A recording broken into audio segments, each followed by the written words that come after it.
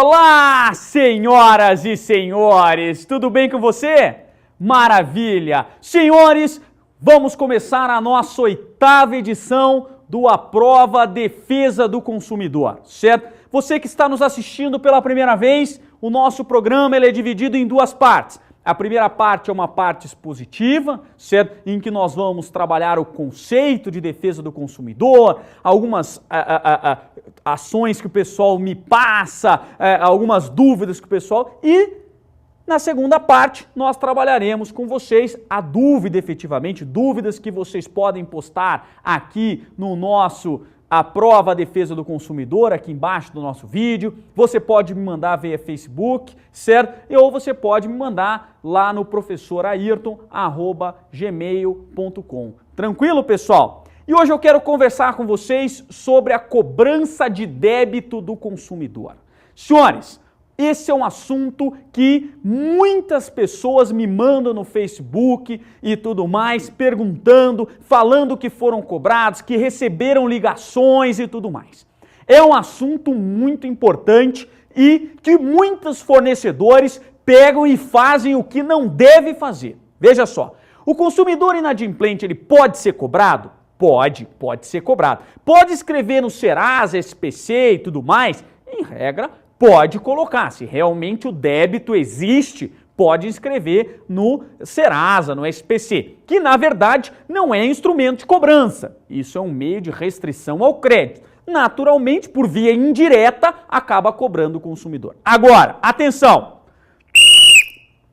O consumidor cobrado em quantia indevida, certo? O consumidor que é cobrado, certo? Numa quantia que deve, certo? Uma quantia devida, certo? Ele não será exposto a ridículo, nem será submetido a qualquer tipo de constrangimento ou ameaça. Então, olha lá, o Código de Defesa do Consumidor, ele é claro que o consumidor ele pode ser cobrado, mas uma vez cobrado, ele não será submetido a qualquer tipo de constrangimento ou ameaça. Então, olha lá, não pode ficar ligando para o consumidor, ficar ligando de manhã, de tarde, de noite, ficar ligando no trabalho do cara, ficar enchendo os picuá, porque agora tá na moda botar gravação telefônica. Agora põe lá, o senhor fulano de tal, o senhor tá devendo para mim, porque não sei o que lá, porque isso aqui. Eles falam, coloquei a gravação telefônica, veja como eu não constrangi. Como não constrangeu? O cara tá lá trabalhando, o cara tá lá tentando receber o dele, fazendo o trabalho da vida dele para ganhar, para sustentar a família dele, e aí você fica lá ligando? Você fica lá pegando, incomodando o cara, você fica mandando gravação. Isso quando não é atendente, que daí... começa a azucrinar, falar besteira. Mas você tá devendo, você tem que pagar. Ou como eu tive caso no meu escritório, que a pobre da moça já tinha falecido. E aí o que é pior? Usaram o CPF dela, pegaram o CPF 3 anos depois que ela tinha falecido. Fizeram compras no nome dela. E a loja vendeu. E aí ficaram cobrando do pobre do senhorzinho, do pobre da senhorazinha, que já tinha perdido a filha há 5 anos. E a dívida era de 3 anos atrás, como se ela pudesse ressurgir do mundo dos mortos para fazer a compra. Senhores, não pode. Eu posso cobrar o consumidor? Pode. Pode ligar eventualmente uma vez para o consumidor? Pode. Pode pegar e mandar uma cartinha, senhor consumidor, barari, barará, o senhor está inadimplente conosco, barari. Pode. Pode escrever no Serasa? Pode, eventualmente, dependendo da situação, tem alguns julgados aí dizendo que não pode, que a empresa de energia não pode, a empresa de água não pode, certo? Então, mas pode escrever no Serasa? Pode escrever no Serasa. Agora, como que é a cobrança? O consumidor ele tem que ser cobrado na justiça, senhores. É lá que o cara vai pegar e vai fazer a cobrança. Não pode fazer como se fazia antigamente, que o cara ia lá na casa, passava lá na casa do cidadão lá, sábado à tarde, certo? E passava com uma moto, com o cano cerrado, a moto, um cara desse tamanho, um cara gigante lá, com a camiseta escrito cobrança, fazendo estardalhaço, para que toda a vizinhança saísse constrangendo o consumidor. Então não pode. Então olha lá, o consumidor inadimplente não será exposto a ridículo, nem será submetido a qualquer constrangimento ou ameaça. E o que acontece também? Isso é um crime no nosso Código de Defesa do Consumidor. O Código de Defesa do Consumidor estabelece que o consumidor que for exposto a ridículo ou que for interferido com o seu trabalho, descanso ou lazer, isso é crime. Então atenção!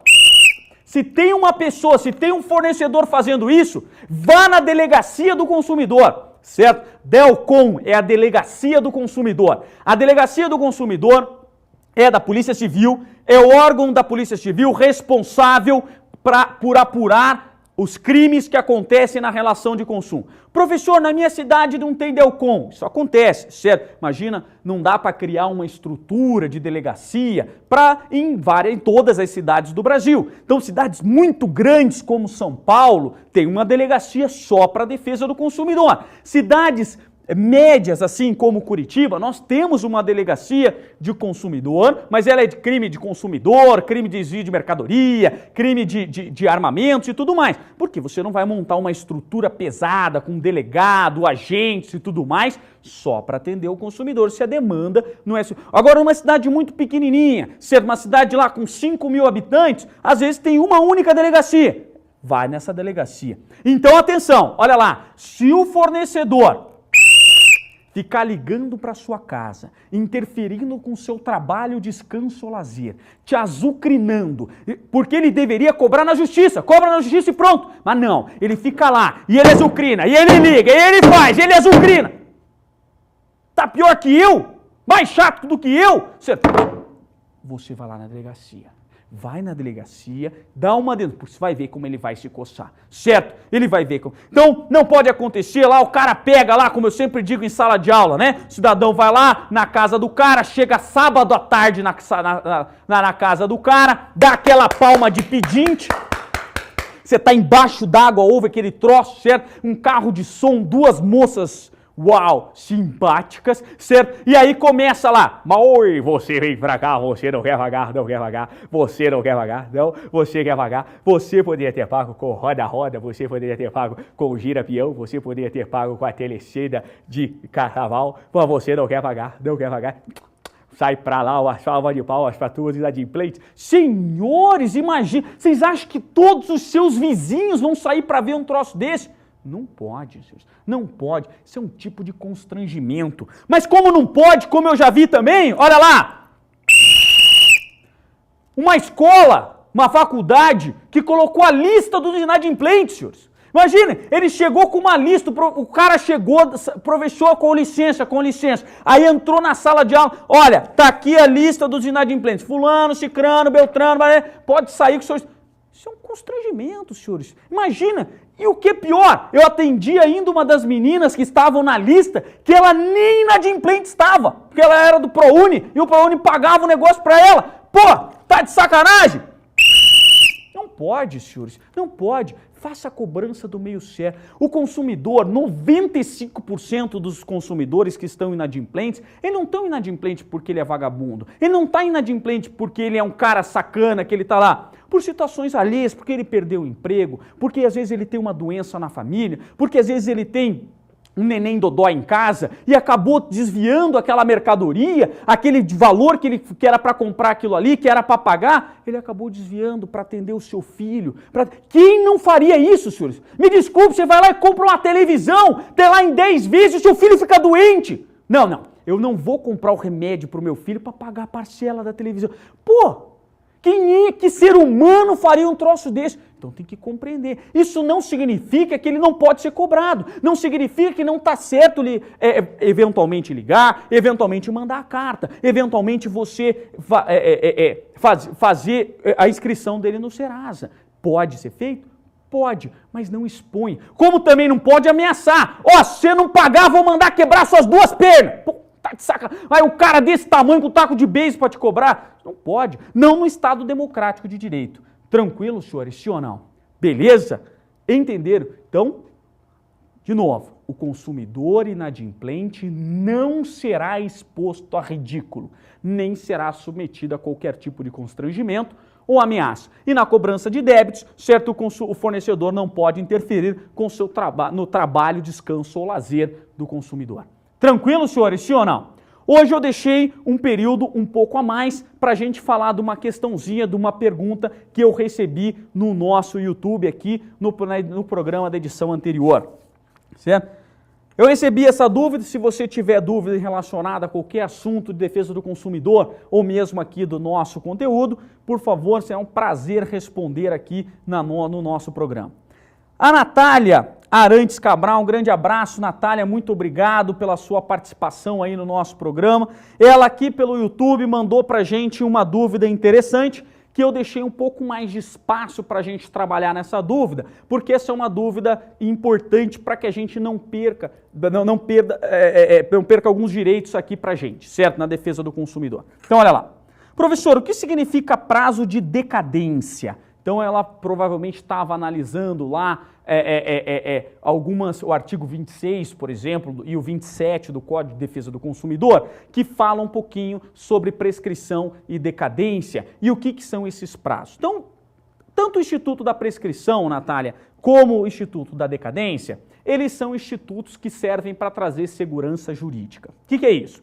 Você tem um determinado direito e se você não exercer esse direito, você vai perder esse direito, certo? Então, por exemplo, você tem lá, eu devo para você 10 mil reais, certo? E você pode ficar ligando na minha casa me incomodando? Acabamos de ver que não, certo? Mas você pode entrar com uma ação na justiça para me cobrar, certo? O que acontece? Se você não exercer esse seu direito de me cobrar por um determinado tempo, você vai perder, certo? Então isso que é a prescrição e a decadência. O que diferencia entre a prescrição e a decadência é o que você perde, certo? Então, às vezes, se o prazo ele é prescricional, você perde uma coisa, e se o prazo é decadencial, você perde outra, certo? Vou explicar. Vamos lá.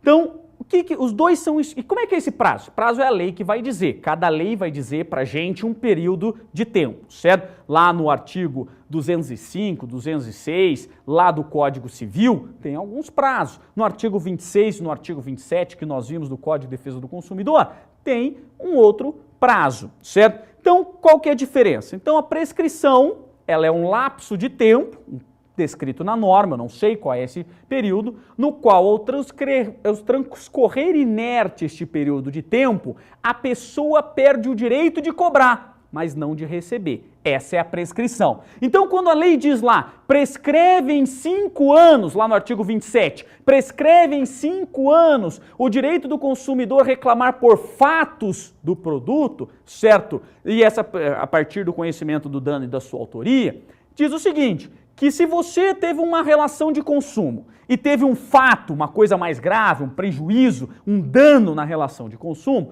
você tem um prazo prescricional de 5 anos para você requerer uma indenização, por exemplo, na relação de consumo. Passado esse prazo, você perde o direito de cobrar, mas não de receber. Então esse prejuízo foi de 10 mil reais, por exemplo, certo? Você não pode mais entrar na justiça para cobrar aquilo que está prescrito, certo? E, na verdade, você não pode entrar na justiça, mas você tem o direito de receber. Então, se o fornecedor foi lá e voluntariamente pagou, resolvido o problema, você pode receber.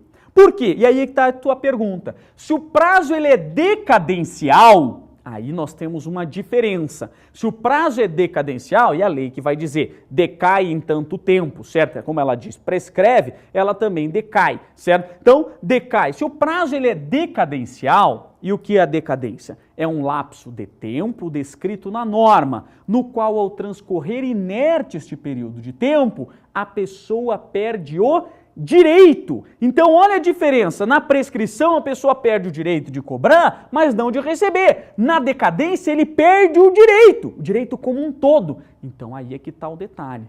Tranquilo?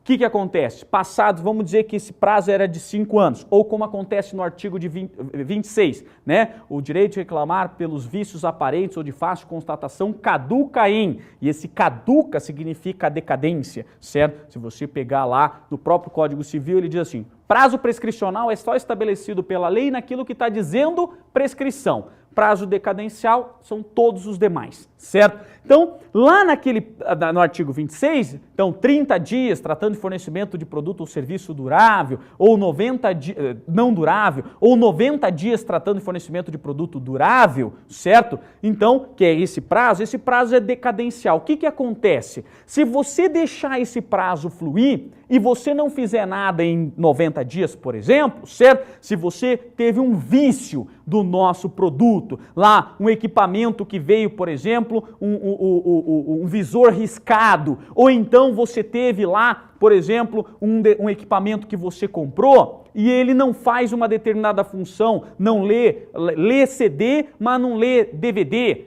mas lê Blu-ray, certo? Mas está dizendo que ele lê isso aqui. Então é um problema, um defeito, certo? Então é um vício. Você tem a garantia legal de 90 dias. Caso você não faça a reclamação neste prazo de 90 dias, você vai aqui, o que vai acontecer com você? Você vai perder o direito. E aí, consequentemente, o direito de cobrar, certo? Então vejam, se você perdeu o direito, acabou. Finitus est, certo? Você não vai poder mais exercer, não vai poder ligar lá cobrando aquela garantia. É o que acontece se você tem uma garantia de 1 ano também. Este prazo ele é decadencial. A partir de 1 ano, quando acabar, mesmo que o problema tenha sido gerado naquele período de 1 ano de garantia, decaiu o seu direito. E ao decair o seu direito, você não pode mais exigir. Quando que foi a data que você comprou? E o próprio Código de Defesa do Consumidor é claro, né? Para os vícios aparentes ou de fácil constatação, o prazo, a garantia decai, certo?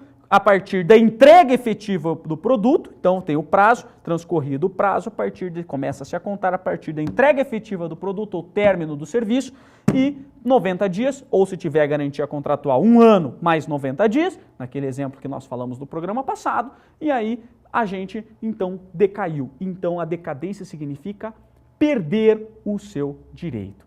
Tranquilo, Natália? Espero que você tenha entendido. Esse é um assunto bem amplo dentro do direito, certo? Existem vários prazos para que isso aconteça, inúmeros prazos, tanto no Código de Defesa do Consumidor e muito mais ainda no Código Civil.